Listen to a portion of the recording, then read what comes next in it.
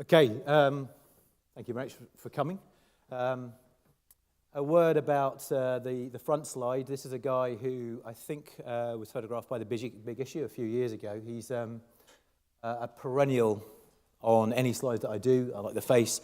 He died not too many years ago, around about sort of 50, just over 50, as a reminder of the kind of the work that we're trying to do. So I framed it as a principles, practice and evidence. So what we're trying to do, so if Emma and I do our job properly, we'll help you understand what psychologically informed environments are about and around, so in terms of principles, then particularly the work that Emma's been doing, because she did the greatest body of work around this, and then the evidence bit, which I did. So actually, most of the work has been done by Emma, and I'm just some Johnny-come-lately who sort of gathers a load of data. And bravely, Emma has subjected the practice, her own and her team's practice, to proper empirical scrutiny, which is arguably kind of where, if we want to be improving the nature of the services that we offer to homeless people, we have to be evaluating in some way. Both qualitative and quantitative forms of evidence are really useful. So we're going to talk a little bit about just some contextual evidence. So evidence for psychological processes and psychological interventions. A little bit about the principles of PIEs. Then Emma's going to talk a lot about the Lambeth projects themselves, because there are a number of them. And then we'll talk a little bit about I'll talk a bit about the data evaluation, and then Emma's going to kind of exemplify that with a case study. And then we'll try and summarize and draw some conclusions. Is there anything you want to say back at that, Emma? We're going to go backwards and forwards, so we'll pass that between us. So in terms of kind of some of the context, there's been a number of works which have come out of Oxford on sort of meta-analyses, and we can see kind of the level of mental health difficulties. We've been doing research in Southampton for 10, 15 years now, ever since we started with Westminster a long time ago, 2002, 3, 4-ish, on the prevalence of mental health problems.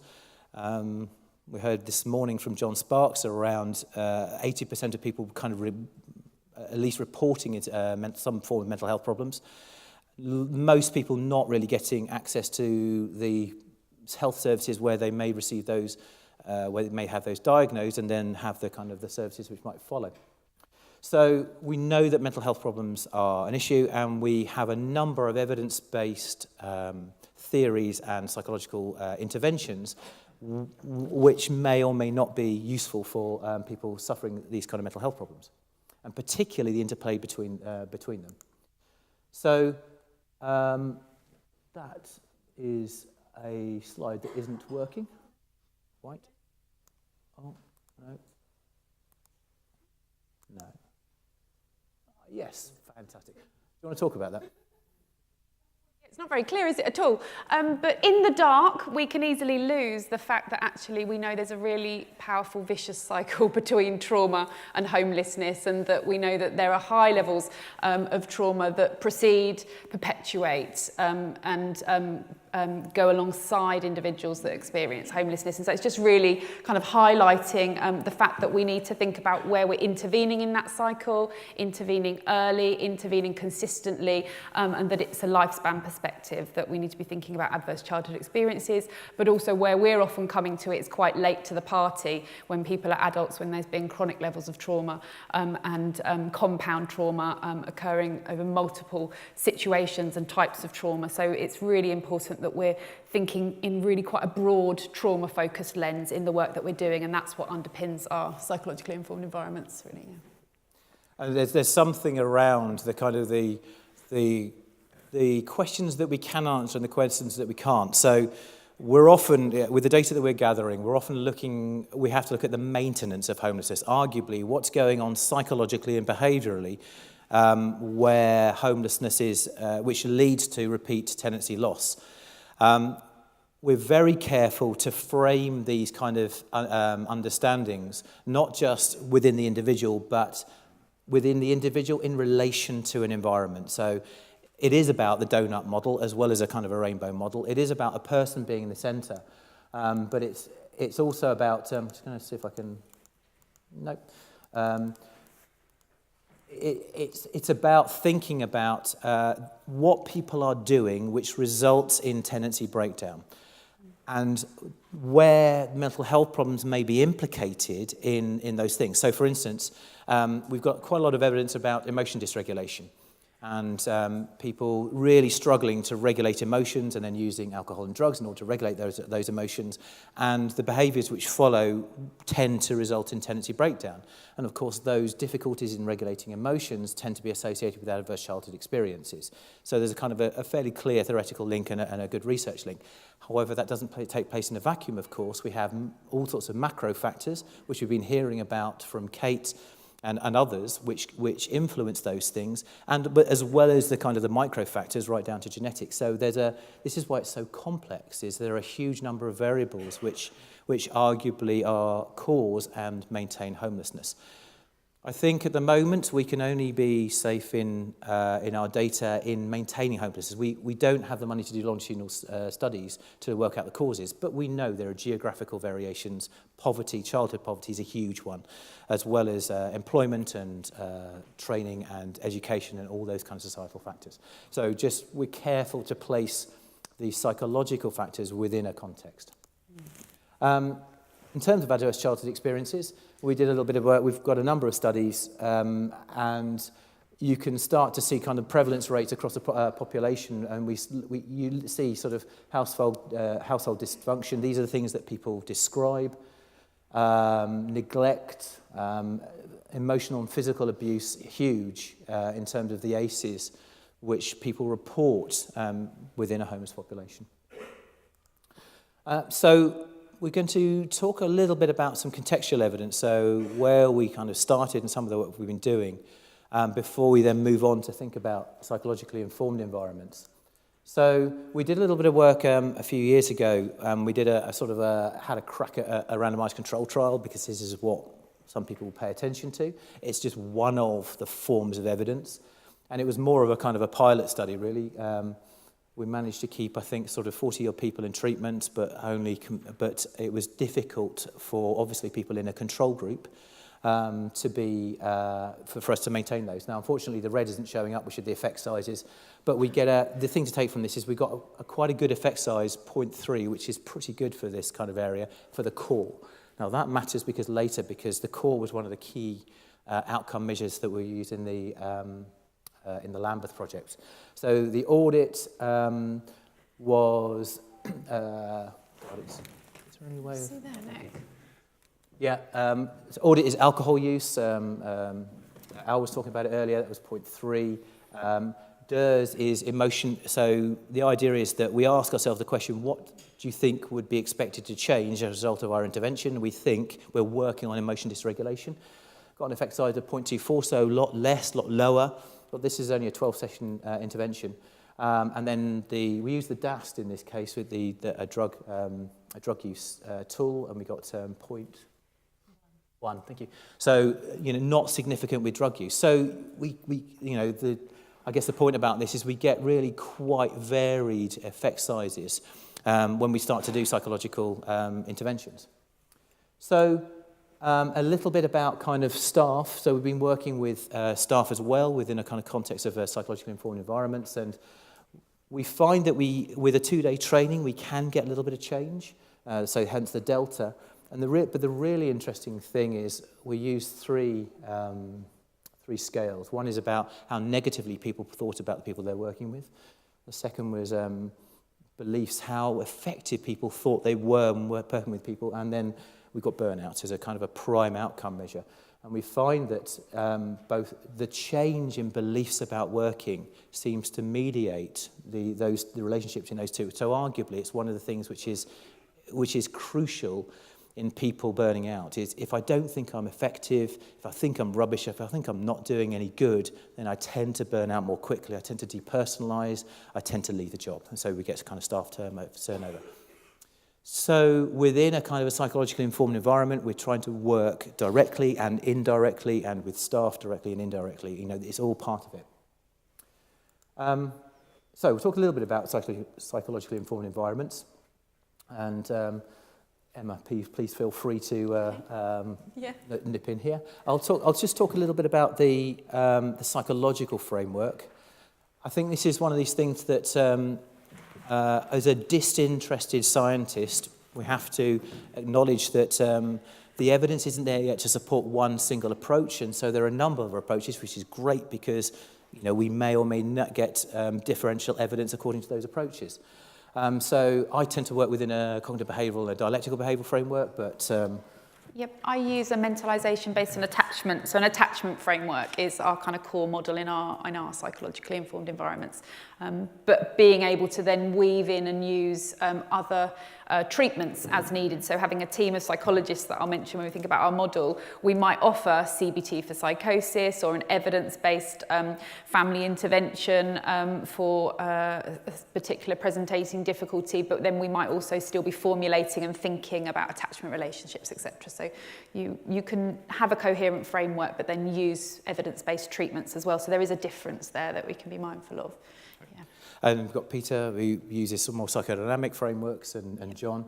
So I think the key thing that we would say is try and make it consistent. The thing that's difficult is when people are perhaps learning one thing in training and then being supervised or in reflective practice according to another model.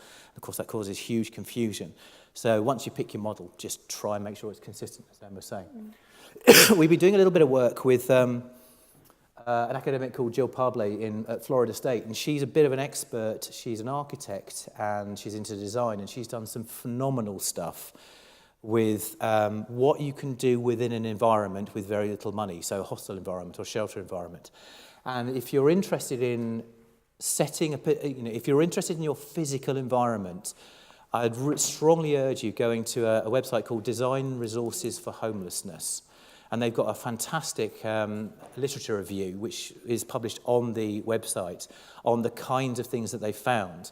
So Jill does things like, wavelength of light. So get rid of all strip lighting and go to much softer kind of filament lighting, for instance, or forms of where you have a shorter wavelength of light. Ensure, as much light as possible, green spaces, social areas, ensuring kind of the function of social areas. So is a social area, is a reception area, for instance, is it supposed to be a social area, or is it supposed to be entirely kind of devoid of kind of social cues? But thinking about those kind of things doesn't have to cost money, and it doesn't have to, and it can make a big difference.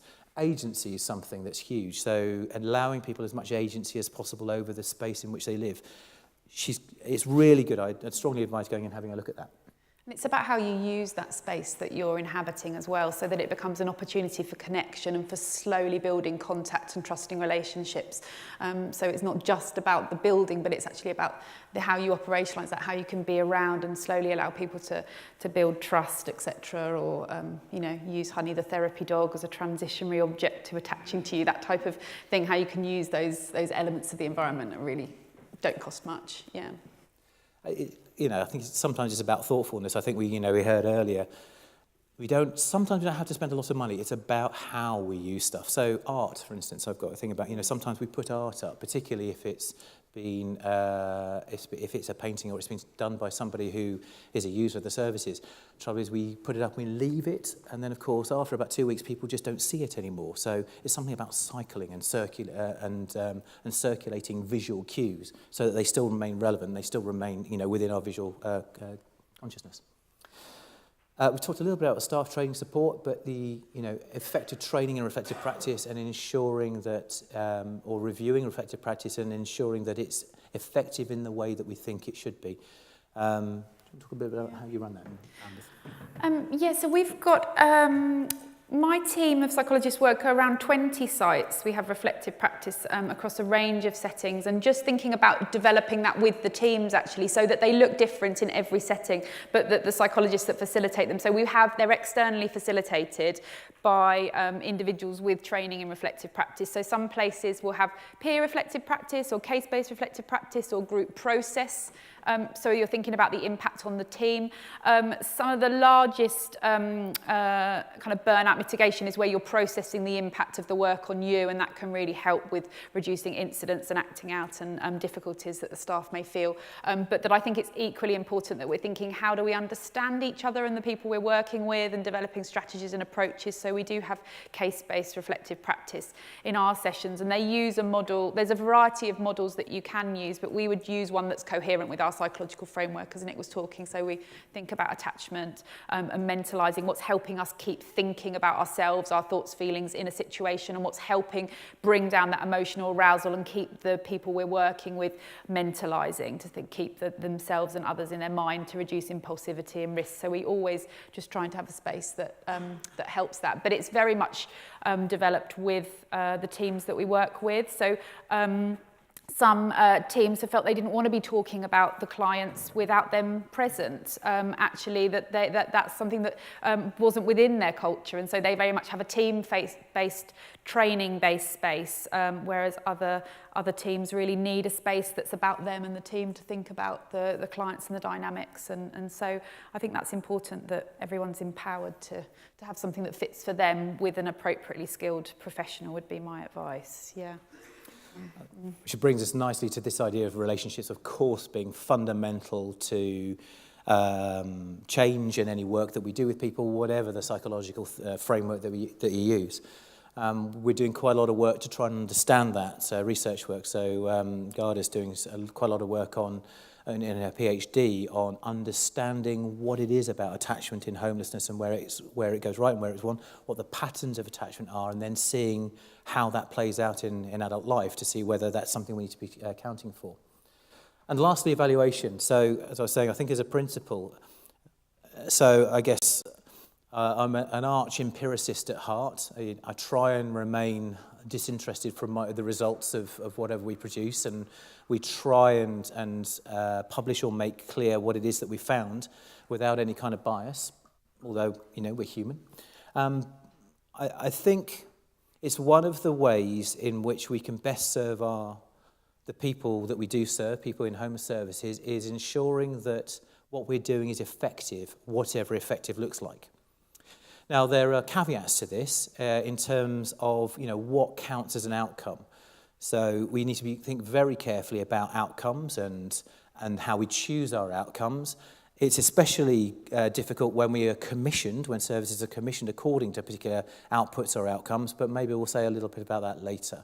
A recent convert to Campbell's Law, which is also worth looking up, which sort of states that if you are trying to behave according to prescribed outcomes, you're likely to pervert those outcomes because you try and change the service. We game it. If we're given a set of outcomes, we'll game our delivery according to delivering those outcomes. And it's particularly difficult if we incentivize those outcomes.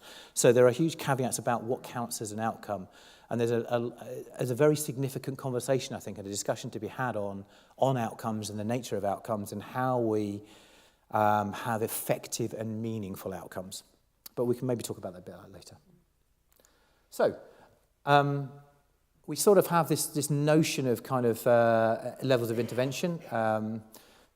We're working with individuals, we're working with organisations in terms of their structures and policies. We're trying to work with the environment, so both the kind of the physical environment, but also the local environment.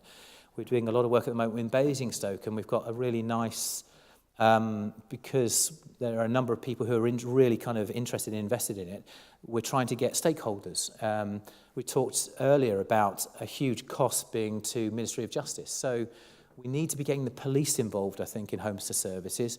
Now, I have this vague sort of notional idea. It's a vision, really, that maybe the police might fund homelessness services, as well as local authority and health and, whoever, then business even. Trying to get business involved. Local businesses they often shout about our people, and rather than just shouting at the local authority to fix the problem, can we engage them in a process whereby they see that they are part of the solution to the problem?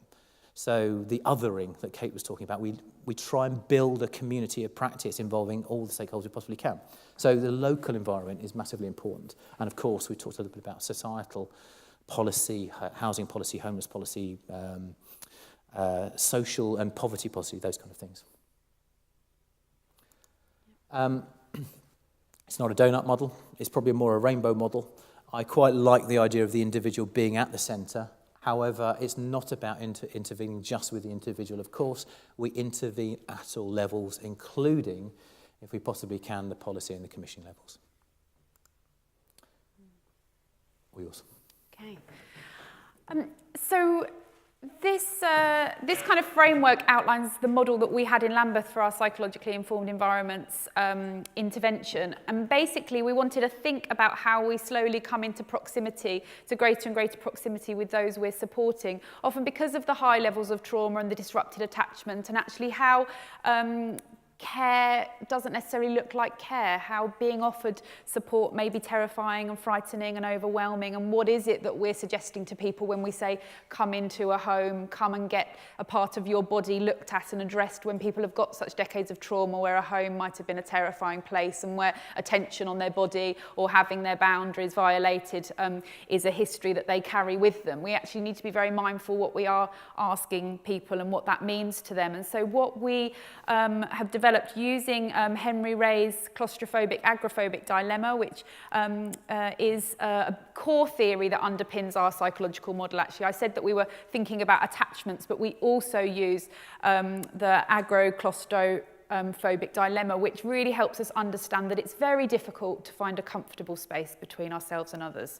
We all have it, and I know that those of you who've heard me talk about my work in various forms will always hear me going on about this theory, because I think if we can understand one kind of psychological theory, this is really useful coming from analytic principles to understand that, you know, there might be times when we're wanting more from someone, when we're feeling neglected, that they're overlooking us, and then no sooner do we feel that they're on our case or they're paying us lots of attention, they're smothering and it's too much, and that we might oscillate in key relationships between not getting enough and then it feeling overwhelming. So then what happens when someone has had far too much attention in a very overwhelming and violating and abusive way, and or no attention and neglect and abandonment and their needs not attended to? And so often we see both of those extremes in the histories that we work with. And so no wonder we see a really magnified, amplified oscillation between desperately needing care and wanting support, but then finding it terrifying and overwhelming at the same time. And this is why we might see, if we're thinking about this psychological theory, we might use that to understand why some of the people we work with might really struggle to go regularly to planned health appointments and in a timely way go to their GP, but then are turning up in crisis at A&E frequently, or that they're desperately wanting accommodation and demanding access and no one's helping them and they're very neglected by the system, but then when they are offered it, that can feel terrifying and overwhelming, and that they are then fleeing and abandoning and leaving their bed space. And there's been many a person, as I'm sure you might have experience of, that might have a flat sitting empty, but have returned to periods of rough sleeping or abandoned that project, or they are getting into situations that are too overwhelming and there's incidents and they're fleeing away from that. So that there's this oscillation between the banging on the door and then the fleeing out of the door that we wanted to really encapsulate with our models. So there's that principle, I think, can be taken to any of your settings and any of your work as one really useful way to think, how am I slowly and gently coming up alongside someone and not triggering a claustro-agoraphobic experience? And that we use this model, therefore, to think about our hostel and our management structure being psychologically informed. So we're creating a container which can support individuals. And within that, we would have psychologically informed hostel practices. So originally, for the last 8 years, I've been doing this research and slowly developing the evidence base and the model in Lambeth with Thames Reach and Lambeth Council.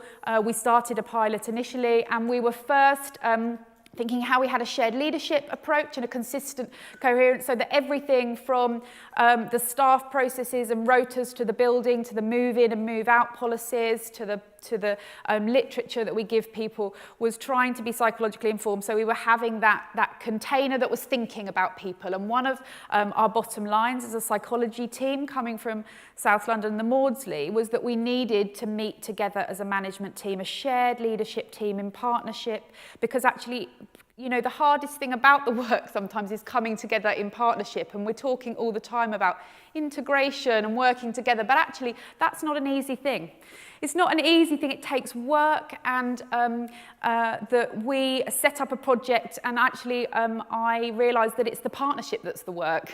The rest of it happens if you get the partnership right, and it takes dedication and care and thoughtfulness, that you're not triggering each other's claustro-agoraphobic dilemmas and getting in each other's business too much, or not helping out when you should be expected to. And actually it can be really difficult. That needs thinking about. So from the container, we need to think about the systems and organisations with that same coherent framework. Then one step closer might be thinking as a staff team together, so that everyone is given training in mentalisation-based approaches and attachment approaches. We have reflective practices, we have team approaches, so that everyone can have a consistent way of responding to Tom that's shouting, and understand he's scared, not wanting to harm me. So we'll say what's wrong rather than don't talk to me like that. Those kind of reformulations that will have a consistent approach to stabilise people.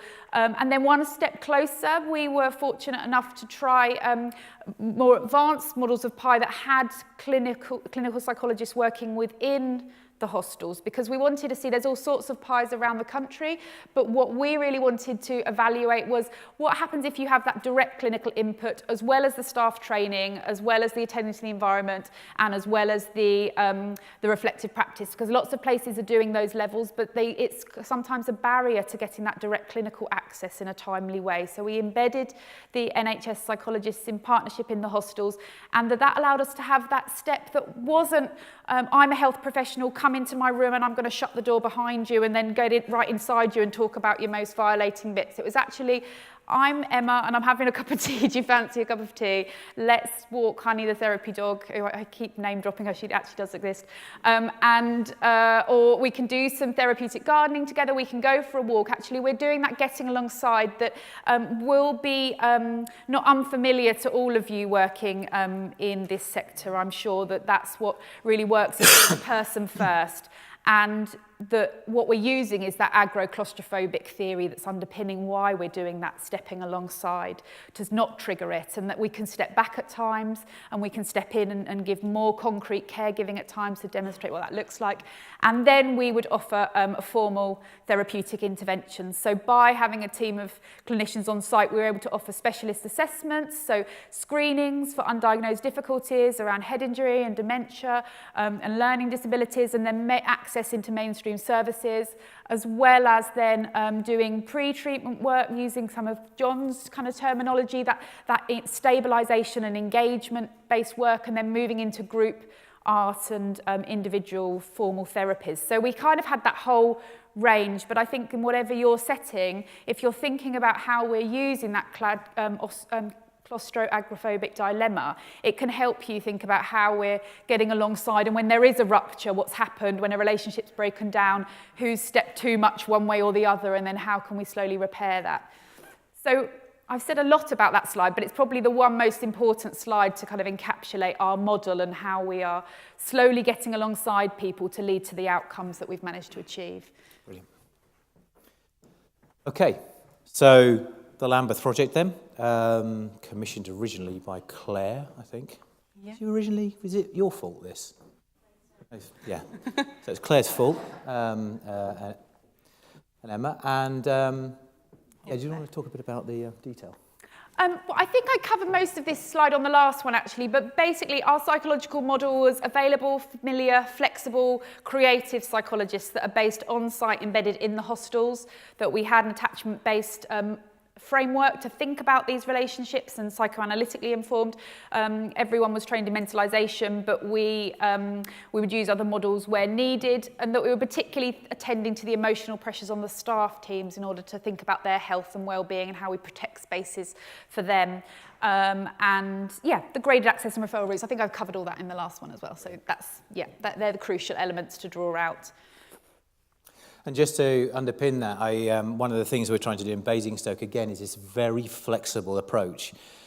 It isn't, a small amount of our work is done individual and in group therapy, but more of it is psychologically informed. So what we're trying to do is work into the local authority. So we've been training housing officers, because there's some of the conversations, the nature of the conversations and how they feel, the basic emotions when they're talking to people who are perhaps making massive demands.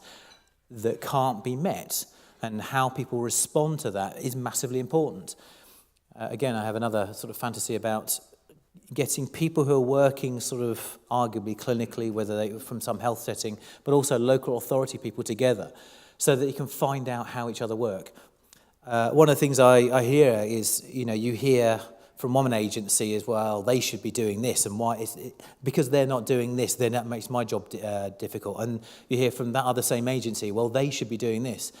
Well, rather than talking to me about them, if they can talk to each other, you can start to get an understanding of why it is that one agency or people from an agency are behaving in a particular way.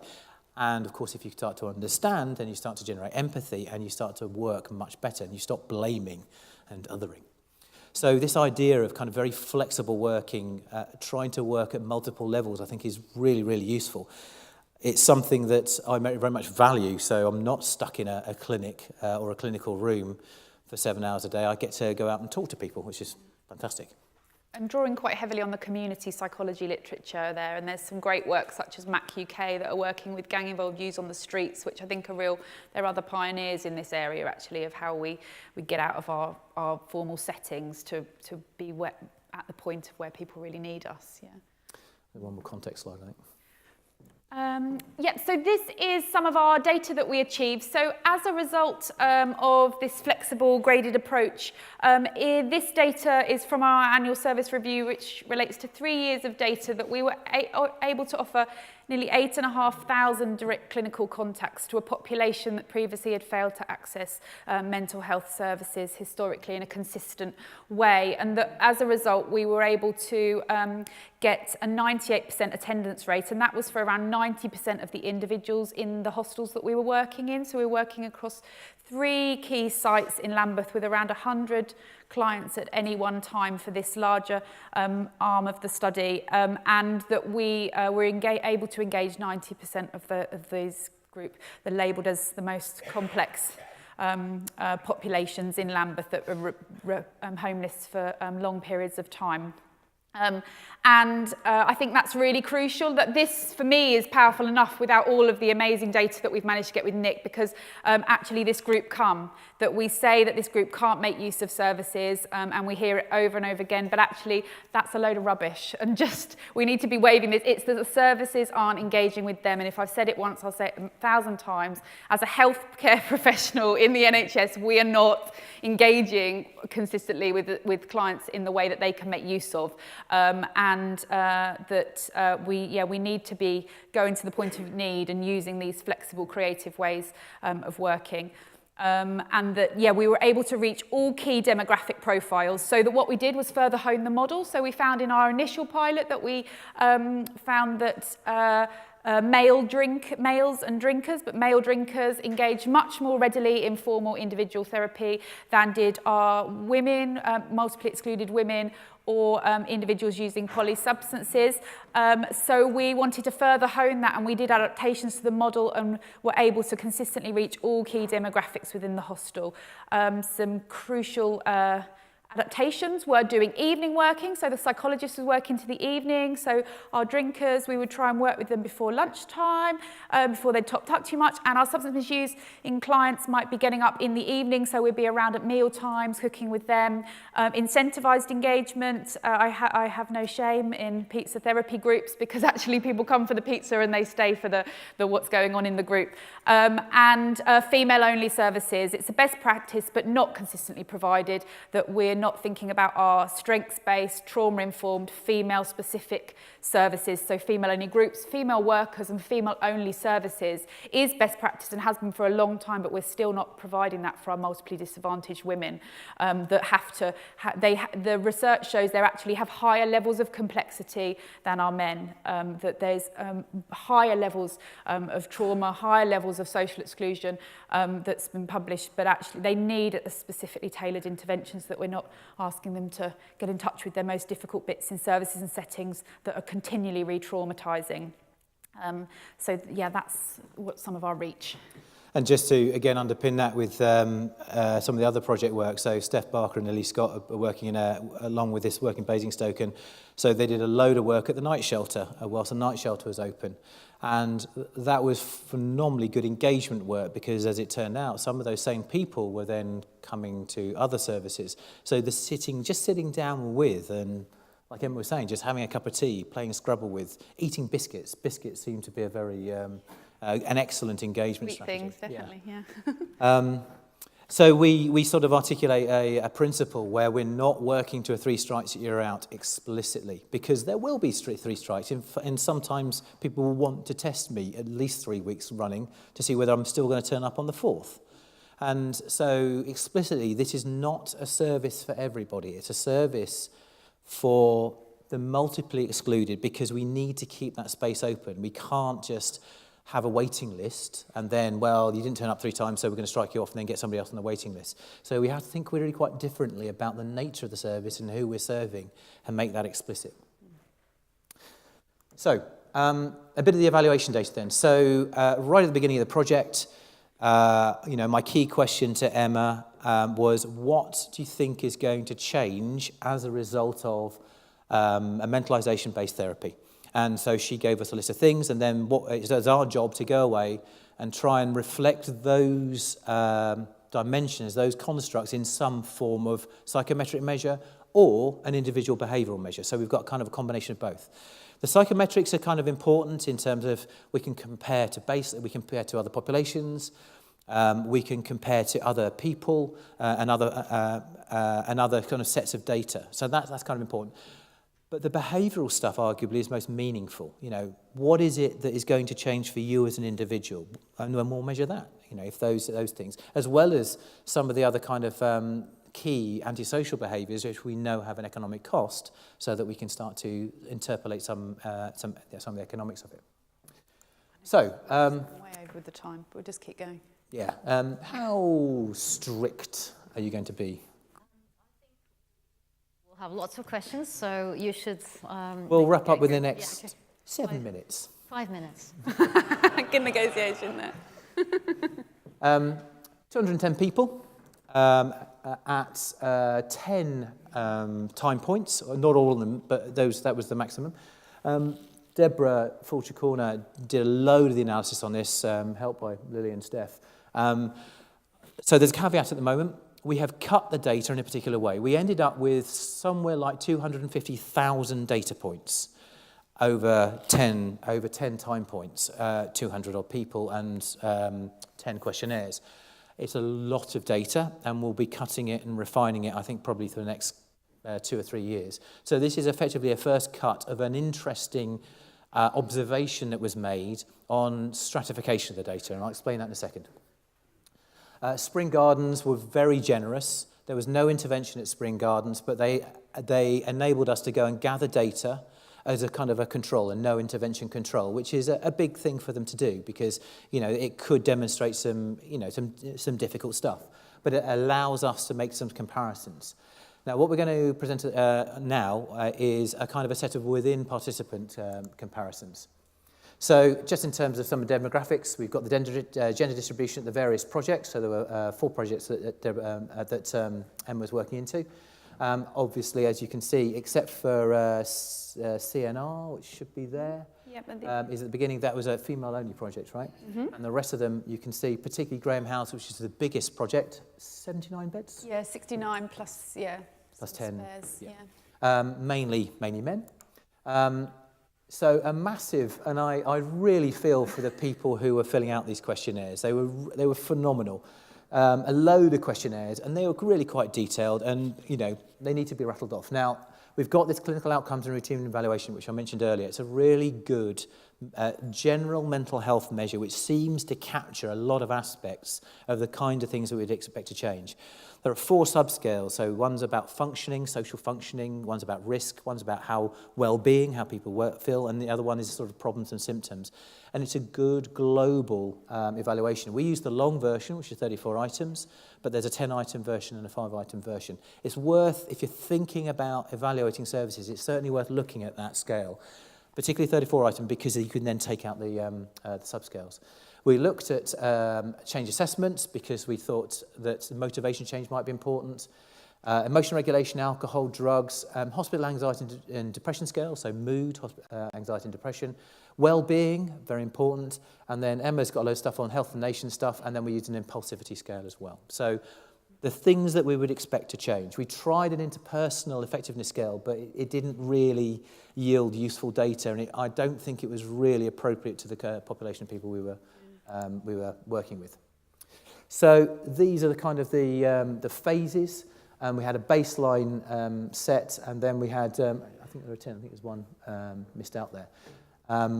And these are the numbers of people who completed data sets, and you can see it kind of drops off, as it might be. So this is one of the huge things in evaluation, the practical points, is finding people to gather data after they've left the project is a resource-intensive and difficult thing to do, and we need to do it.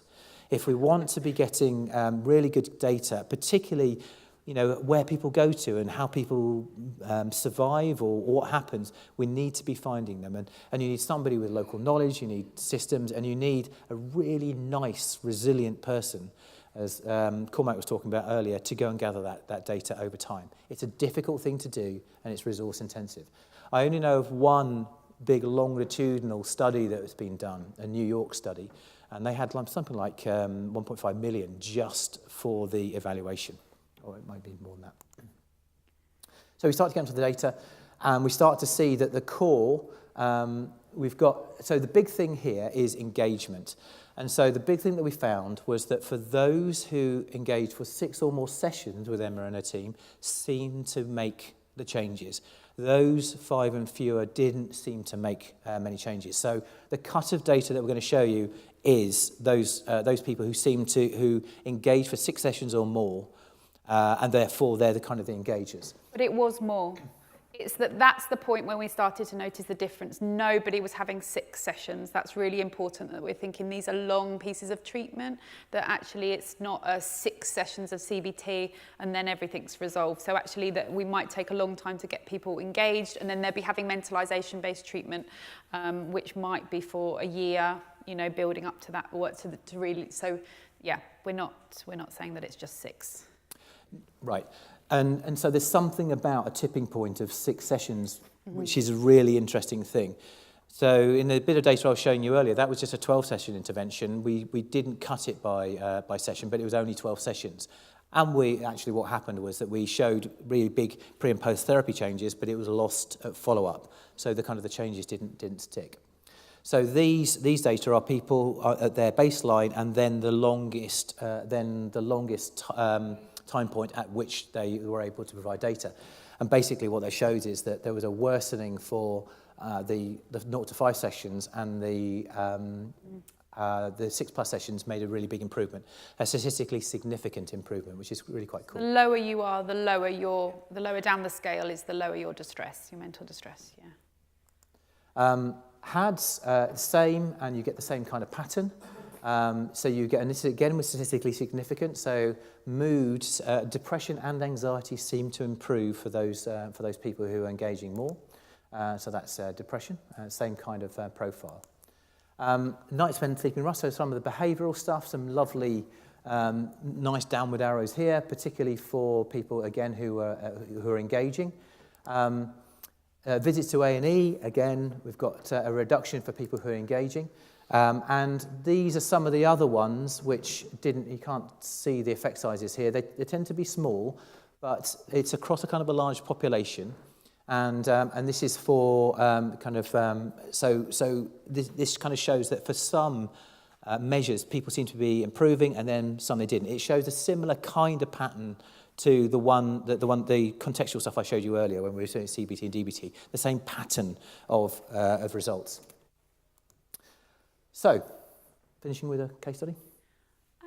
Or do you not want to? We could leave more time for questions. Okay, let's do it. I mean, that just basically says, that we improved across all areas for Richard. And he began to walk again. He's a bit of a Jesus case study that actually, that he was holding his distress in his body, and actually through the psychological therapy, not only did he reconnect with his family, but he began to recover from the paralysis in his leg. So I think that's really fascinating, where we think about that mind-body intersect. But yes, so maybe we'll leave more time for questions. There's a principle here about nature of data, I think. I think one of the criticisms I think I have of a lot of data that's presented is that people are only presenting the case studies. And of course, they are just chosen case studies. And the ideal, I think, is if we can produce... A case study is really useful and really important, and it really brings the service to life.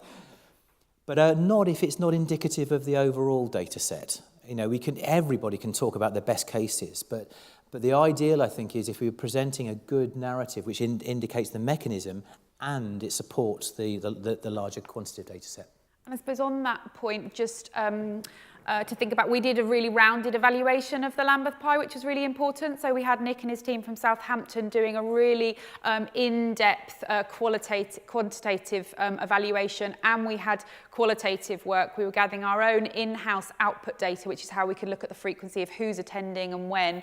And then we also employed a health economic team from Resolving Chaos and the London School of Economics that combined. They used an archetype model, so because they couldn't get service use data on everybody that was in the hostel, they picked a cohort of around 35 individuals that were representative of a range, and then we would gather that data. And that equally backs up what Nick was showing, but some really large improvements, like 87% reduction in all types of criminal justice, 85% reduction in prison stays, nearly a 60% reduction in A&E attendance, an 85% reduction in return to rough sleeping for chronically engaged. So those areas that can be costed up as well, the health economics, weave in with the mental health data to give a really kind of a rounded picture, I think, yeah. So in summary, you've got significant changes on core, particularly in HADS and the behavioural measures. Other measures, they indicate some change, but maybe not statistically significant. The nature of the data is really important. There was quite a lot of money. It was about 1.3 million went into the provision of the service and the evaluation. The evaluation needs to be funded. So it's a big service over 3 years. Some fantastic results, which seem to mirror maybe some of the other results we're getting in this kind of area.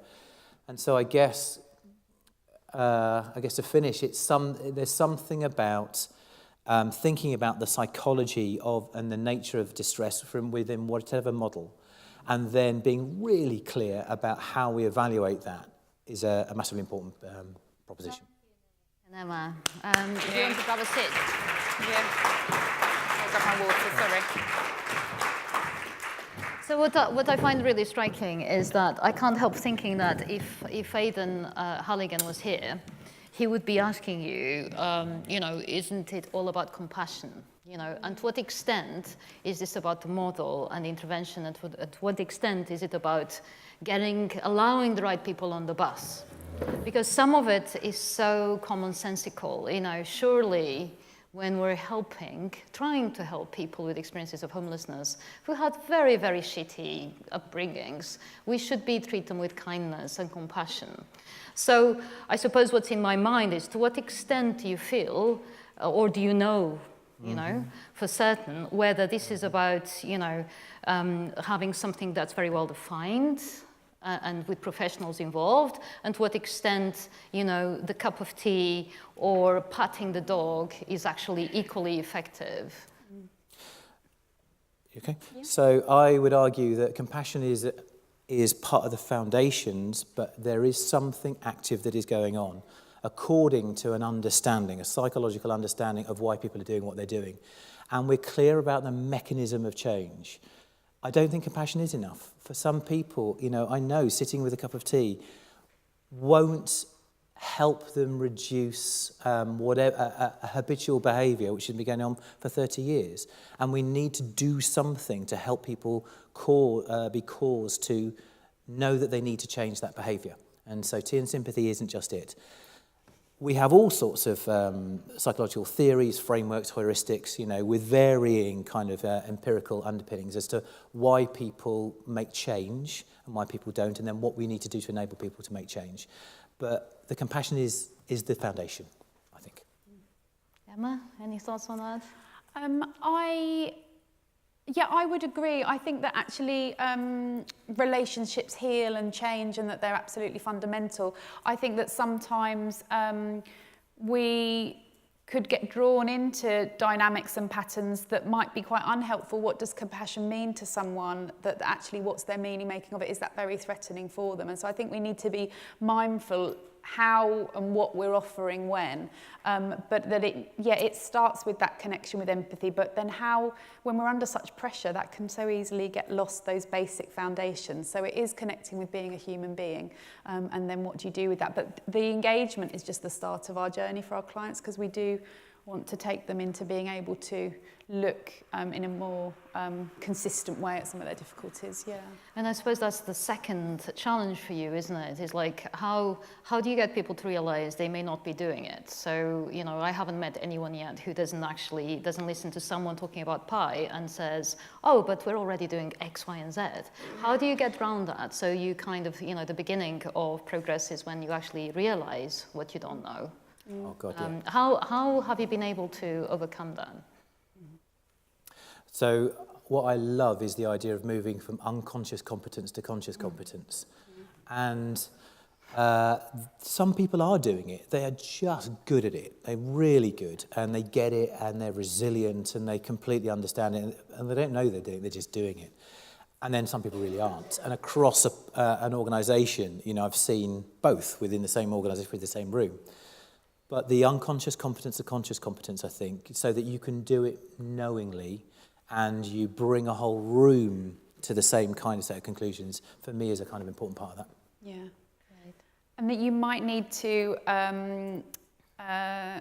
start with what people know. We were talking in another PI session actually about really validating what people are already doing so that they feel that they have something to offer and they're not feeling de-skilled, and then that's really kind of excluded from the process, that we all want to be praised. And so what I would say is that I model, as a psychologist, the approach with the staff that I would be wanting to help them adopt with the clients, and we encourage the management team to have the same approach. So if we're saying, right, we know 5-to-1 works, you need a 5-to-1 ratio of praise to any time you say to someone, don't do this, no, that's not okay, because of how heavy that no weighs and how there's such a lack of praise and reinforcement of strengths. And so we need to be saying to the staff team, brilliant, brilliant, brilliant, brilliant, and then this is what we could do next. And so actually we're modelling all of those same techniques to really enhance people and empower people. That's what I would, yeah.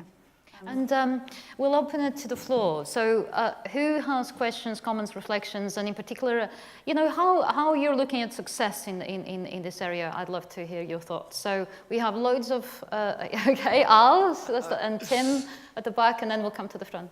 Thank you very much. It's fascinating. As you know, I'm a terrible empiricist.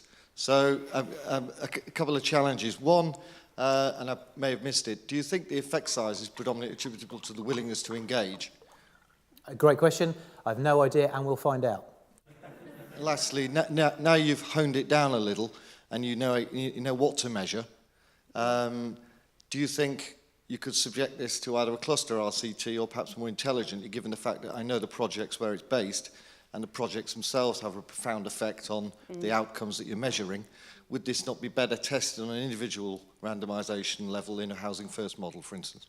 So we've got that individual data. I didn't cut it because actually we've done some of those analyses by Hostel, and we didn't notice any particular, no statistically significant. We've done some just very basic group analyses, you know, analyses of difference. We've got a whole world of regression analyses available to us, which we haven't yet started. I think, you know, we'll probably work through 2 or 3 postdocs before, you know, we get to the end of this kind of stuff. But those kind of things, absolutely. We've got so many covariates that we could use. You know, we highlighted the questionnaires we've used. Each of those have got at least 2 subscales. So we've got all sorts of covariates that we could use to see what's going on, as well as all the behavioural stuff and the hostile stuff and any number of other ones. And we know that sometimes progress is, you know, stalled by lack of publication. So you must publish those results so soon. Tim? Hi. Fantastic work that you're doing. An observation and a question. The observation is on the notion of, isn't it just kindness? Or isn't it just compassion? A couple of colleagues of mine have written a book called Intelligent Kindness, which I think summarizes the whole thing. Kindness, compassion, yes, but understanding what's going on makes your compassion, so whatever compassion you have, even if it's only that much, it amplifies it and makes it so much more effective. So I think that's what's going on there. Now my question is, in some of your outcome graphs, the lines crossed like that. So the people with less than 6 sessions weren't just staying the same, they were actually getting worse on those indices. Have you got any idea about what was happening there? Thank you. Any thoughts? Well, I also noticed that the individuals that engaged in more sessions started higher up in the graph, so they were more severe to start with and then improved much more significantly, which is really interesting about who engages in the first place. I mean, we were able to reach quite consistently across the population and across demographics, which we tried to control for. But that's really interesting. In terms of why some individuals were getting worse, I think that it's... well, we should ask the clients what it's like to live in a hostel, in a 69-bed hostel with a lot of lively activity 24 hours a day and the impact on them, so that actually, you know, we're trying to create psychologically informed environments and hope that the hostel is better than no pie. A pie is better than not, but then, yeah, sorry, you were going to say something else, Tim? Yes. Yeah, it links to Al's point actually that we haven't, because of the sample size as well and losing some of the power to analyse those two different, but we definitely created different pies. And the Waterloo project, that's a 19-bed mixed kind of very nice townhouse where you could then do much more intensive intervention in a way. Anecdotally, I feel that there's more powerful impacts there. So yeah, it's interesting.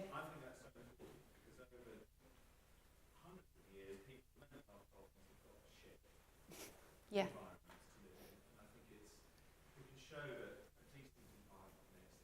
Yes. Yeah. And yeah, no, we need to, and just on that point, that Graham House project has just had a refurb and there's a new building. My Thames Reach partners aren't here, so I feel like I need to defend their hostels a little bit. But that's really interesting to see the clients moving with us to a new project, and now they have chosen to instigate a no smoking and drinking in the kitchen area. They're cleaning up after each other, saying, you've left your can there, Bill, can you come and move it? So actually, it's really interesting that they're respecting the space. It's not a staff-led intervention, so yeah. Let's take a couple more questions. So sorry, just one point on that. Not to denigrate any of that. Statistically, they didn't get worse. Okay, the line went down, but there's so much variation in data and noise in the data that there's no statistical difference. Oh, hello. I just wondered something that where my area that looking at where you think PI can work in a non-residential setting. Yes. So I think the project I'm looking at is one where, you know, people are coming in and got the opportunity to see a number of services, and they're wanting to look at PI and whether that's a model they can use. Yeah. Can we take another question just at the front? It's just a comment really that I was picking up on compassion, and I was just wondering about individualized compassion, and I think Emma mentioned that compassion might be experienced differently by different people, their different journeys. And I was wondering whether that could be linked with a possible disengagement and worsening, in that many people I've seen have talked to me about toxic histories of help, whereby they've engaged with help that's actually made them feel worse. Yeah. And I do think it might be through a lack of individualized compassion, that their own specific individual needs might not have been addressed, which then obviously leads to a dashing of expectations and a cycle of disengagement. It's not a question, just some observations. Lovely, definitely, I would totally agree, yeah. Hi, Fiona Wright, GLA and London Borough Barking, Public Health Consultant. I have two questions, but I'll just start with one in case I've not got time for two. Just the experience of just working at Crisis Christmas last year, I just wondered if there's a sort of practical way that some of these they're common sense to a degree, but they're also useful ways of framing your interaction with people, homeless people. Because I know when in the Crisis Christmas there was a sort of a talk done by the manager, these people have coming off the streets, be sensitive in blah blah way, and I just wondered if there's a sort of a 1 hour, 2 hour session that could impart to, say, a group of volunteers is that some of these principles. All very good questions. So there's the question about PI, can we use it in non-residential settings? More about compassion and that simple question of, if it's through compassion, surely it's about the receiver and then making them feel special as opposed to the person who's trying to impart the advice. And the third one around, if there's lots of people trying to volunteer, how can we make sure that they can also get into that mindset really quickly, whether they're giving soup or a Crisis at Christmas and similar settings? Shall I take the non-residential setting? That's a great question. Yeah. Of course, I would say yes. And I think it's, for me, the minimum, I guess, quality of a PI is just, you're just thinking, using good evidence-based theory about why people might want to make change and what we need to do to enable them to make change. The environment is going to be part of that, and thinking about environmental contingencies. A bit of behaviourist, so think about contingencies, thinking about the effect of a particular environment. That's anywhere. It doesn't have to be a residential session. It can be anywhere. It can be the street. We certainly we're experimenting with working on the street with outreach. What can we do psychologically to help engage people? Just have a conversation, maybe starting to build up a relationship so that they know us a little. So yes, is the short answer. The word environment can throw people off, but it's about a philosophy, about relationships and putting trauma at the centre of our thinking, so it's also a trauma-informed approach. And yes, Suzanne Elliott would be a great person to link with in Leicester. She's all over Twitter and talks a lot about her street-based work. Definitely. Sorry, what were the next? Yeah, then we had thinking about practical access. I've done training for Crisis at Christmas volunteers on mental health awareness, actually, that is a real need. I have also, separate to my role in the Maudsley, set up an online training platform to make this more widely accessible. So that was the driver behind that, which is Anemo. That's ANEEMO. So anemo.com, that's a platform it's open to all leading experts to put their training on. It's all video-based, so really accessible for values-based training and recruitment for the individuals that work in sectors, particularly working with complex needs and multiple disadvantage. All the training's about that. The Mayor of London, through the Rough Sleeper Innovation Fund, has funded a free rough sleeper mental health awareness training, which has got Nick and Sir Michael Marmot and a selection of experts that are in this room on that training. That's going to be freely available in a couple of weeks' time, so do register your interest on that website if you want us to let you know. So that's going to be 24 videos by experts talking about everything from how we understand the impact of complex needs to thinking about different types of presentations and need, the barriers to engagement, attachment-informed engagement. We've got Suzanne Elliott from Leicester talking about her street work on there, and then thinking about different types of barriers to access. So the last module is thinking about legislation. So Jane Cook from the Ministry of Housing, Communities and Local Government talks about barriers to access and legislation. We've got the START team and the Joint Homelessness team talking about how to use Mental Health Act on the street, how to use different types of access and support structures to leverage support to get professionals out. So that is a place that people can go. But I think that we need more readily available training and to be disseminating that, because I know that there are lots of people that do face-to-face training, blended learning as well. But that was one reason behind creating that, was to make this more readily available. And I'm talking to Crisis about how they can get that for volunteers. Yeah. I think one of the most powerful things about PI and how it's grown in popularity is precisely the way it's made us reflect about the language you use and how we can, stereotype the people we're supposed to be helping, when in fact a lot of the time what we're talking works for people with experiences of homelessness, no matter how complex, is exactly the same that works for you or I. It really is, I feel. So I think that's one of the powers, you know, of the approach. So I suppose to wrap up, do you have any reflections around exactly how do you want to scale up the work that you're doing in Lambeth? Because lots of people want to really embrace the approach. What are the challenges to scaling this properly, I guess? So for me, I think it's sustainable funding. And that doesn't have to be big funding, you know, small scale funding. So I noticed that I guess the approach we're taking is try it out, generate data. We're using innovation funding or project funding so that you can then go to the various stakeholders and ask them to continue to fund it in a sustainable way. So our job in Basingstoke is to generate enough data that the CCG, the police, the local authority and maybe business would be interested enough to kind of crowdfund it to continue. I don't think any single agency is going to take responsibility. The CCG arguably have a responsibility now through the NHS plan, as do local authorities, etc., etc.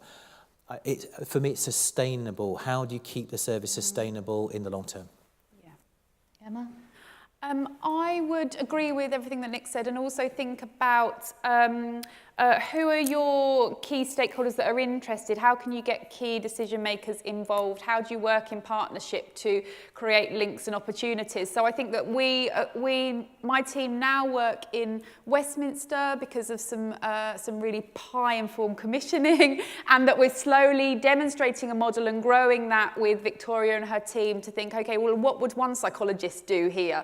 And how would we spread them? Okay, so what's the evidence base? How could we increase that resource? This is where it's showing outcomes. What more could we do if we had a bit more? Slowly growing, and we've also done some great work with partnering with universities because we do have psychologists that can supervise. We've got a body of trainees and placement students that come and work with us and can do a range of interventions. So there are creative ways to get extra clinical resource if it's thoughtful and appropriate clinical governance and structures around it. So I would think about where there's opportunities and partnerships and just slowly developing. So we've gone like super pie, fully 2 psychologists full-time on a hostel, then we've reduced down to looking at what reflective practice would do, and now we've got, okay, so what's 1 day a week of a psychologist, what's the impact of them? Okay, so how do we think about how we divide up who accesses it and then increasing? So I think we will get, over the next 5 years, we'll get much more of a sense of what do the different levels of pie really achieve. So that, watch this space. That's great. We won't keep you from the mocktails any longer, but can we finish by thanking Emma and Nick again?